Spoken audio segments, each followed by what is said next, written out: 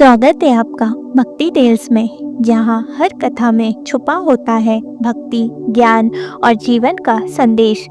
आज हम जानेंगे एक ऐसी रहस्यमय और गुड़ कथा जो रावण और भगवान शिव से जुड़ी है। क्या आप जानते हैं कि रावण को स्वयं भगवान शिव ने आत्मलिंग दिया था, लेकिन फिर वह आत्मलिंग गोकर्ण में कैसे स्थापित हुआ? आइए जानते हैं इस रहस्यमय कथा को। भक्ति, अहंकार और नियति की परीक्षा की कहानी। लंका के असुर राज रावण को सिर्फ एक शक्तिशाली योद्धा के रूप में नहीं, बल्कि एक महान शिव भक्त के रूप में भी जाना जाता है। रावण रोज रुद्र वीणा बजाकर भगवान शिव की आराधना करता था, लेकिन एक दिन उसने सोचा कि अगर भगवान शिव स्वयं लंका में निवास करे तो उसकी सत्ता को कोई हिला नहीं सकता। उसने कठिन तपस्या शुरू की, हजारों वर्षों तक बिना अन्न जल के ध्यान लगाया, यहाँ तक कि उसने अपने 10 सिर भगवान शिव को अर्पण करने का निश्चय कर लिया। जब वे 9 सिर काट चुका था और 10वां काटने ही वाला था, तभी भगवान शिव प्रकट हुए। भगवान शिव रावण की भक्ति से प्रसन्न हो गए। उन्होंने उससे वर मांगने को कहा। रावण ने कहा, हे महादेव, मैं चाहता हूँ कि आप लंका में स्थायी रूप से निवास करें, मुझे अमरता का वरदान दे। भगवान शिव ने उसे आत्मलिंग दिया। ये आत्मलिंग भगवान शिव की शक्ति और उपस्थिति का पूर्ण प्रतीक था।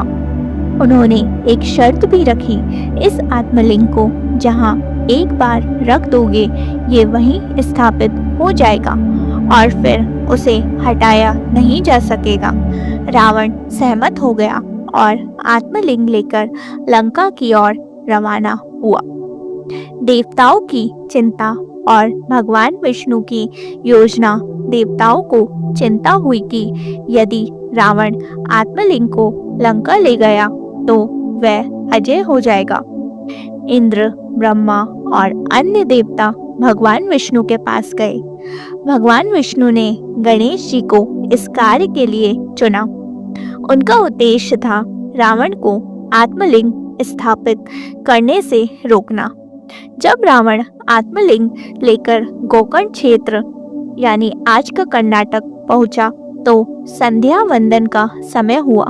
रावण ने सोचा, मैं पूजन करूं, लेकिन ये आत्मलिंग हाथ में नहीं रख सकता। उसी समय गणेश जी एक ब्रह्मांड बालक के रूप में प्रकट हुए। रावण ने उनसे आत्मलिंग कुछ देर के लिए पकड़े रखने को कहा। गणेश जी ने शर्त रखी, अगर मुझे भारी लगेगा तो मैं 3 बार आवाज दूंगा, अगर तुम नहीं आए तो मैं उसे जमीन पर रख दूंगा। रावण ने स्वीकार किया और पूजा में लग गया। गणेश जी ने चालाकी से कुछ ही क्षणों बाद 3 बार पुकारा, हे रावण, हे रावण। रावण व्यस्त था। जब तक वह लौटा तब तक गणेश जी आत्मलिंग को भूमि पर रख चुके थे।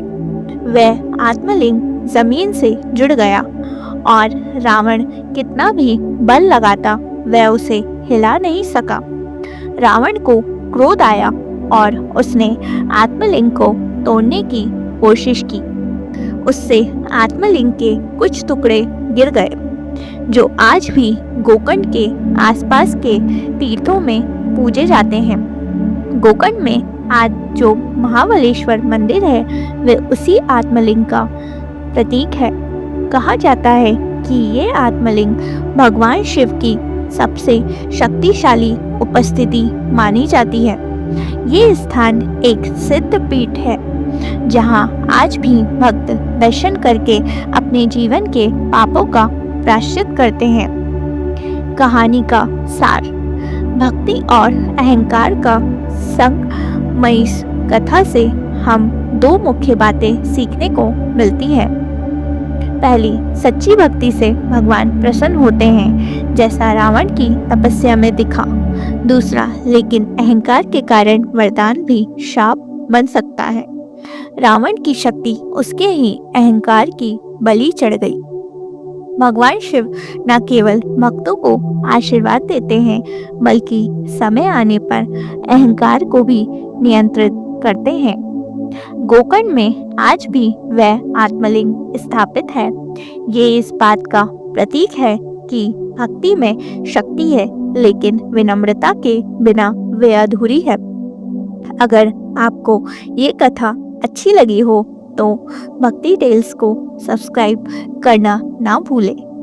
बेल आइकन दबाएं ताकि अगली प्रेरणादायक कथा आप तक सबसे पहुंचे। जय भोलेनाथ, हर हर महादेव।